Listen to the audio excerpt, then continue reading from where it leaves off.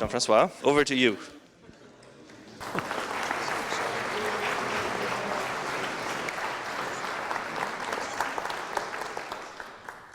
Hello everybody, I'm very pleased to be here and speak about the Tourte family and some discovery about expertise on this family. Here is a typical head, pig head about Nicolas Pierre Tourte, period around 1745-50. So what is typical on this bow? It is the fluting, of course, and this triangular port, very typical on the Nicolas Pierre Tourte bows. The fluting port, it is around this triangular port. On this bow, the model is very, very long, and progressively, I can't say they are less longer, but anyway, they goes more up here, and they are less high at this place. So you can see the fluting at this part, which is very special. I saw only 2-3 bows this way, with a double fluting in the square part of the stick. The rest is normal, and finishing with a gouge, which is put vertically and left this rounded part. On the head, which is a lot destroyed because of many airs, probably the normal mortise was here, finishing here. It was also wider head, and this part is very interesting. In a lot of bows of this family, the fluting finish with a triangular part here. So the second one is also Nicolas Pierre Tourte bow, made around the same period, a little bit higher here. You can see the same manner of doing here, on the fluting around. The same triangular part on the back of the head. And the mortise, which is now very typical, not retouched, with two typical angles, which was made to help for having a wider hair. Actually, this triangular part is not so deep and finished quickly, doesn't go to a deep part of the mortise. That was made in order to protect the very fragile head. For example, going back on this one, you can see, if you in the computer I can see easily, I can show you after, the mortise goes outside and it is, there is a hole here. So now the top view of the fluting. And the frog, which is very typical, with this very flat part here. All the bow you can see will be this way. A lot of chamfer, one here, opposite side of course, one here, one a little bit here, here and here. And this model very rounded with a lot who was taken off at this part. That makes the throat at this place very, very sharp. The button is cylindrical in ivory on this bow, sometimes longer or shorter, with a very big ball and second one after. Now you can see clearly this thread, which is made by hand with a special tool, which is round, and when you turn it in the metal, it makes this thread. You can see it is a bit wide, this thread, but you can see arriving at François Xavier Tourte, sorry, you can see the thread will be much thinner. So the typical manner to finishing with a gouge. So now another bow made around 50, 55, 60, much higher than the previous one. Here you can see at the very end of the head, the wood is broken. So I wanted to point on it, but I can't really. It's very frequent because the head was very long and fragile at the very last part. The frog, exactly the same manner of doing, rounded, with flat part here. It's not so nicely done. Also, a lot of wood also took off, and different chamfer, ears, and here also. The button smaller in bone, on this case, but the ball bigger. Another one, the button is not at all white. It's a viola, and you can see the head is a little bit higher from the previous ones. So impossible. So I wanted also to show the very end of the tip, which is also very damaged. The fluting the same, and very, very also sharp at this part. Now a very, very nice bow. The model very interesting, very nice. A little bit broken here also, that's typical. The fluting around the triangular part. And the fluting on this bow is a little bit bigger than the previous one. A lot of wood taken here. Different chamfers everywhere, here, and so on. Button in bone also, about the same than the previous one. Now this one, which is a real cello. And poof, I try to show the beginning of the big lack of wood. It's very big damage, because the head was very nice, and now it's a little bit changed. Same kind of frog. Button is longer a little bit, and this part is a little bit under the two other parts. And now another violin, much longer than some other ones, and very nicely done also. Period 50, 55, maybe 60.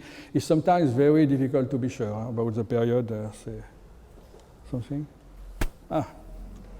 So you are the boss, the best, the boss also. So that could help. So next one, please. So now you can see the big flat part here.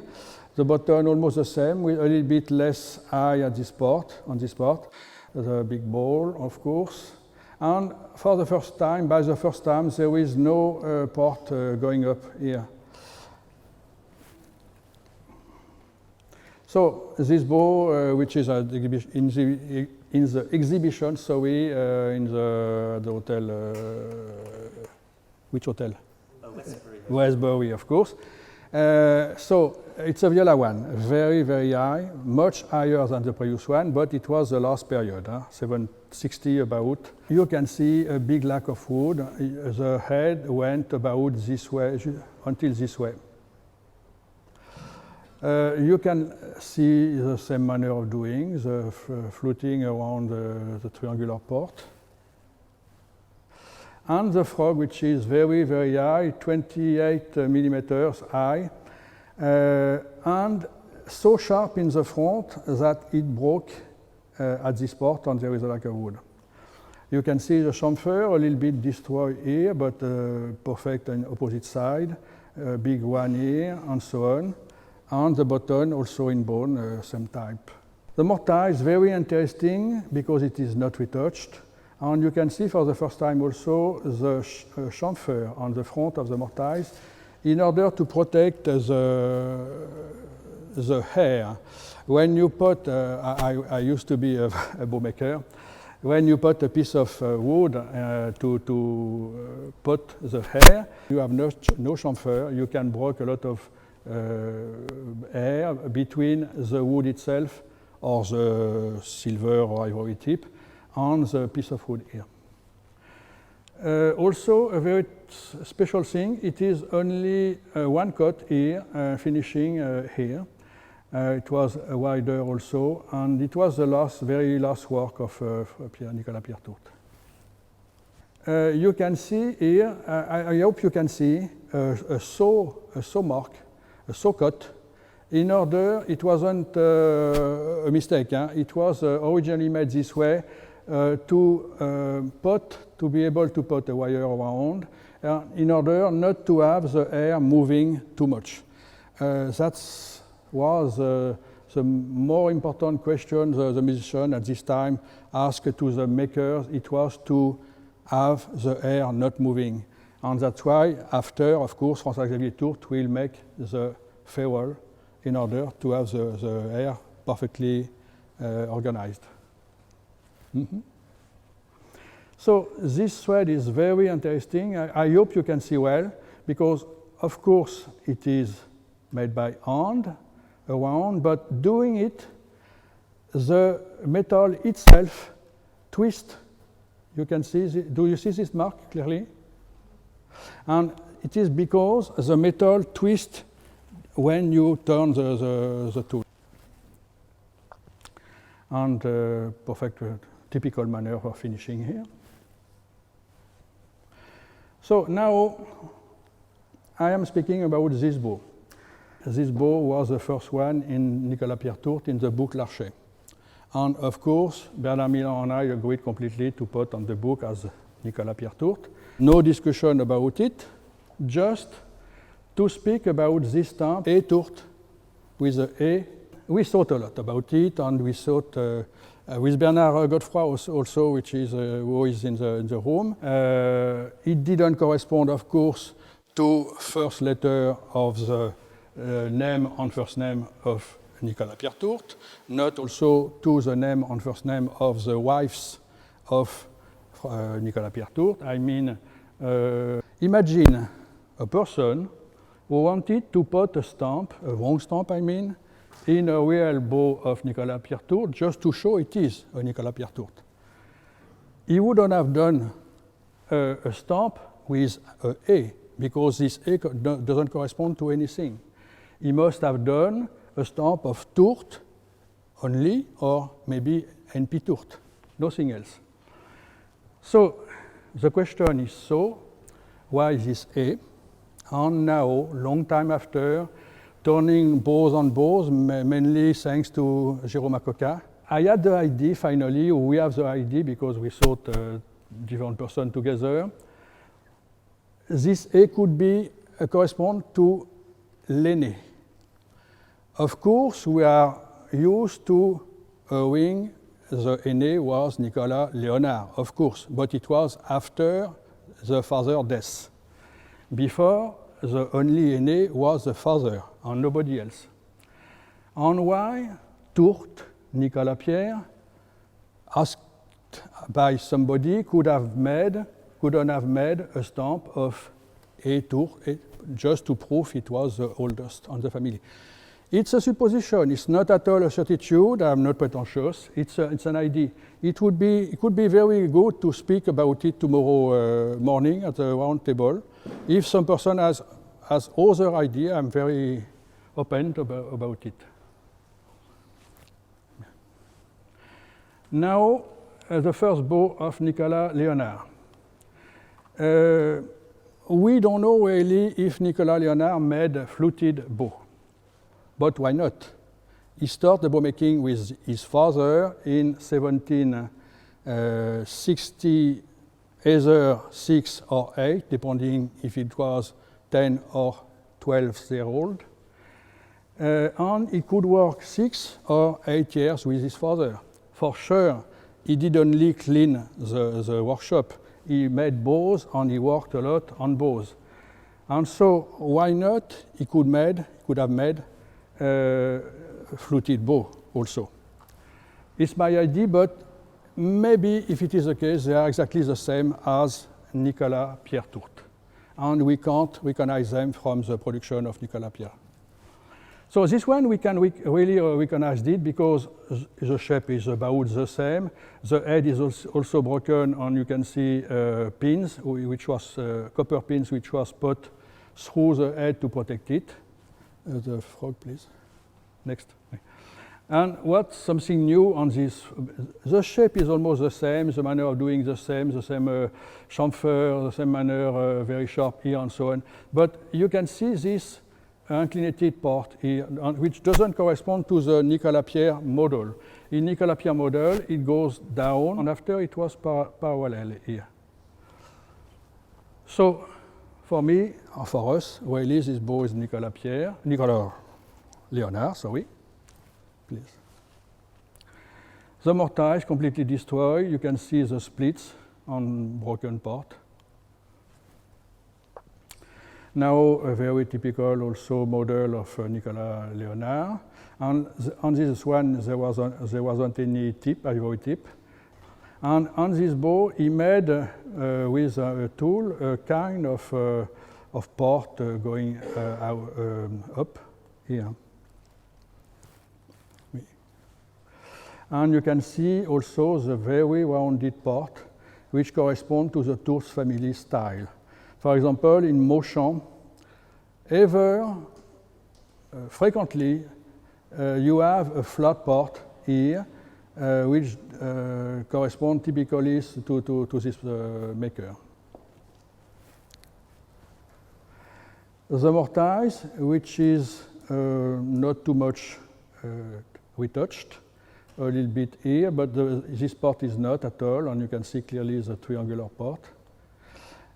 Also, you can imagine the mortise, it's a lot in the front of the head, but it is not at all, because this port from ear to ear is not strong at all. It is very thin, and you can't make any hole on it. And this port also is too thin. So finally, the strongest part is from ear to ear, and he very well centered the mortise. Now we change against this bow. In the first catalogue of Giraud and Coquin, we said, and we wrote, it was a Nicolas Léonard Tourte only. But, there is a big but. This head is half between the swan head model and half in the reminiscence of the Kramer model first. But we don't know how much this head was retouched. It was a shorter head here, and it was flatter head here when it was rounded. So, but this bow was stamped Tourte, you can see, I suppose so, T, E, and losange L. And after we could discover this one. And this one is also stamped Tourte, you can see in the next picture, but the head is not too much retouched. Of course, it was repolished, we don't know why, somewhere, and the tip was changed. But the bow, the shape wasn't retouched at all, and you can see this very rounded port. Here is the stamp Tourte L. Of course, the button on the frog are not at all white. And now here is the bow who changed completely our mind. This bow is not stamped at all, but if you compare, I must go to the computer 1 second, please. Sorry. If I go back to this model, it is exactly the same. You can see it is exactly the same model than the third one, which is this one. Only the length, this part was longer, and this part was completely rounded. And this bow is very, very nice. It is not at all, so everything is original on this bow. And you can see the frog, which is very clearly a frog of François-Xavier Tourte. So that's why we changed our mind against now more Nicolas Léonard and François-Xavier Tourte around 1780. Anyway, the value is better, so no problem about expertise. This direction is no problem. The person are generally very happy. Now I explain more about this frog, which is so interesting. For us, it is probably by the very first of François-Xavier Tourte. Why? Because, as you can see clearly on this picture, the slide is under the level of the frog itself. And you can think it is not normal, why it is this way, and so on. You will understand in the next one. There was only one dovetail on this frog. From ear to ear, it is only one cut, sorry. And the hair was put at the deep part of the frog. So it was the level of the hair who made the slide in the right position. Tu comprends ce que je dis, Serge? C'est compréhensible? D'accord. So I wanted to know if a French person can understand what I said in English. I mean, of course. But no, being serious, sorry, that's so incredible because the first time he imagined, of course, he had the idea to put both the place for the hair and both for the slide, but didn't know exactly what to do. And now I am go quickly to another bow to explain you. It is another frog of François-Xavier Tourte. And on this frog, about the same period, with a ferrule also here, you have two dovetails. One with this level and going at the middle of the deep port, and another one after 1.5 millimeter under the level for the air. And when you put the air, you don't touch the slide, and the slide is free to be put or take off. So that's the difference. From this first bow with a ferrule and the second one with a ferrule also, there were probably 2-3 years, the time, or maybe less, I don't know, the time he could very understand well how to make. And after it was stable forever, and nobody changed everything on this kind of work. Because all the details are very interesting, you can see, of course, when on this first frog, when Tourte or somebody else put the hair, if the hair was too big, the difficulty was the slide going up. And if the hair not enough, the slide went a little bit under the level also. Top view of this very nice head. You can see very rounded, very well done, and so elegant. As Léonard, François-Xavier Tourte decided to put the mortise at this place because, of course, it was the same story. This port is not enough at all, and this port also. I can prove it by the next one. You can see, so it is perfectly centered. Now it is the thread of François-Xavier Tourte, of course, made by hand also with a tool François-Xavier Tourte knew, or I don't know if he made this. I'm not sure. Probably it was another maker who made the tool. But this thread is much thinner than the previous one. Also, this thread goes inside the button, and it is put this way inside. The slide itself, the under view, you can see all the file marks everywhere. It is perfectly original. And here you can't see, but it is 45 degrees cut. The button also, it is made by lace. You can see a little bit here, you can feel here. And the tradition was the English person who have done it first. I just wonder, and I ask you, if François-Xavier Tourte wasn't English. So now here is another bow. So c'est the fourth one with the frog you saw before. But curiously, the head is still made in a Kramer model, and it is typically a head of Nicolas Léonard Tourte.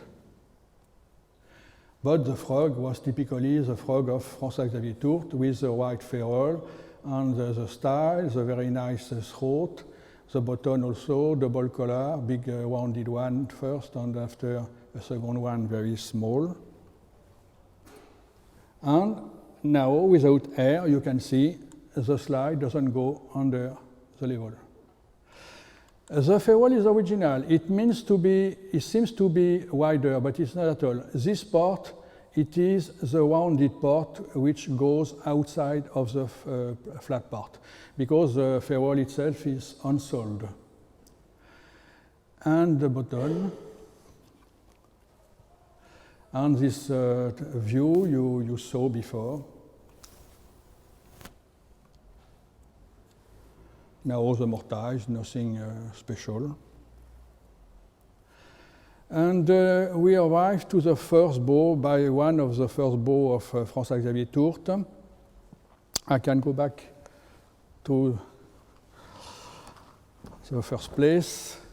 It is a very, very nice bow. I saw only 3 in my life. I'm very happy to see them. The first, it is in the exhibition in the Westbury Hotel. And it is this one. So it is a new model, I can say, because the shape is as high as a violin once, a normal violin once. Only it was more inclinated on this part, and as a reminiscence of the old bows, and François-Xavier Tourte decided to make it also in a fluting way, with the same manner of turning around a kind of triangular part. But this triangular part is so nice, so nicely done. Sorry. Then you can imagine the work first, and also how it was difficult to make.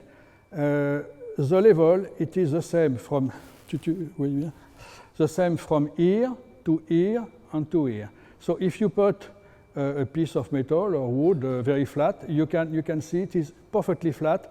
It just took off the wood around this central port. And the frog is a little bit special for François-Xavier Tourte. And Jérôme gave me the idea, which for me is very good, about a copy of the Italian frog. Why not? Because the work is typically the work of François-Xavier Tourte, with a lot of angles everywhere, even here, which is very, very rare. Also here, and so on.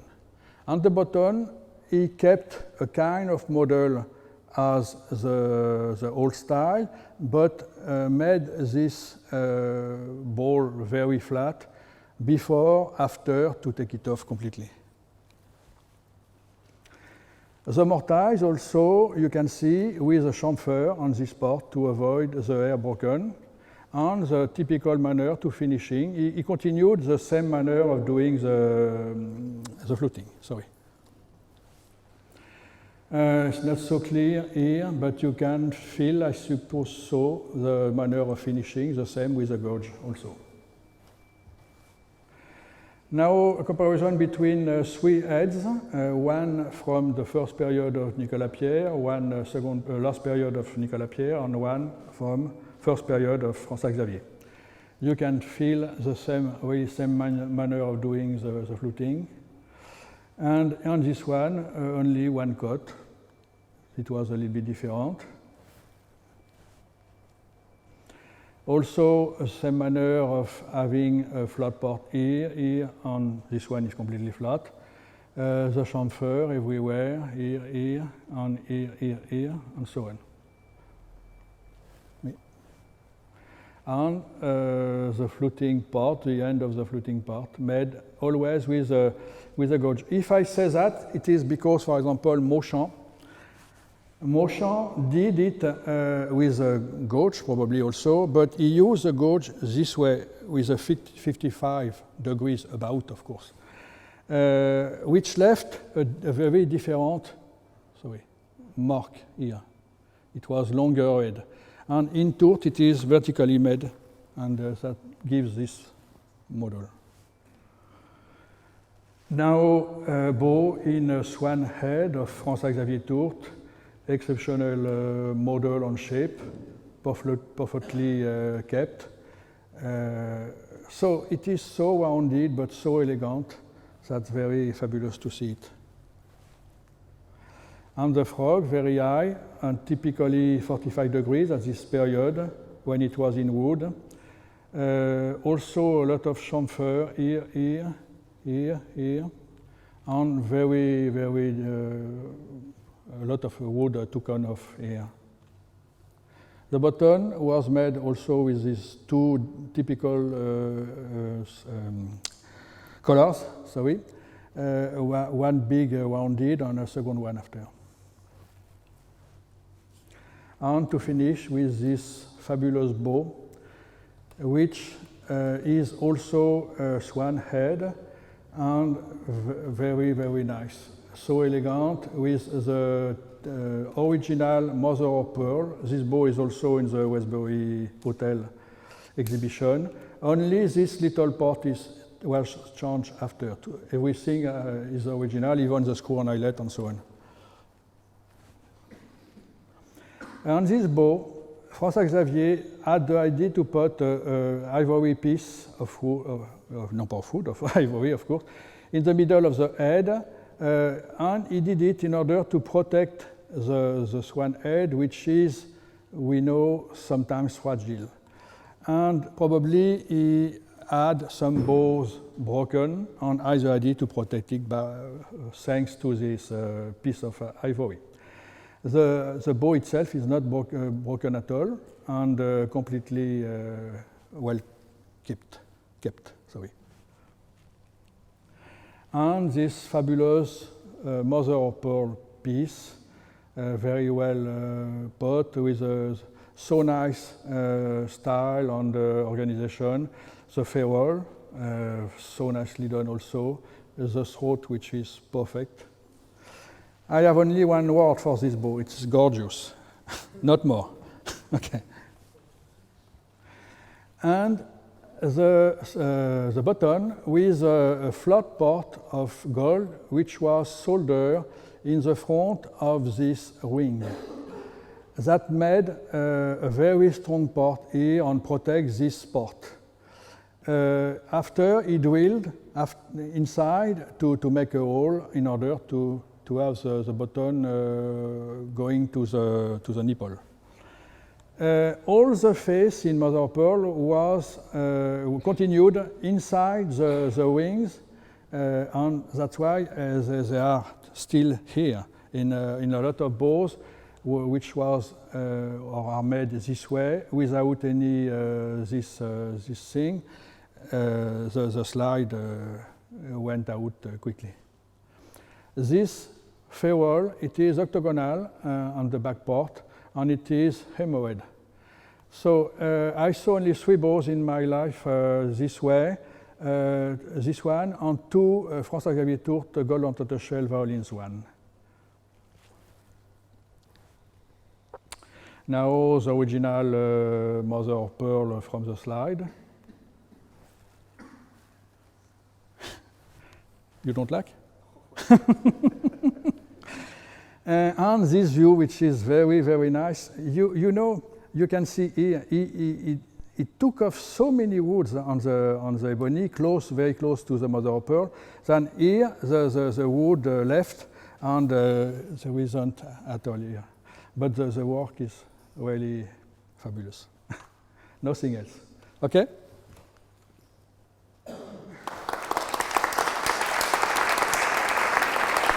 Thank you.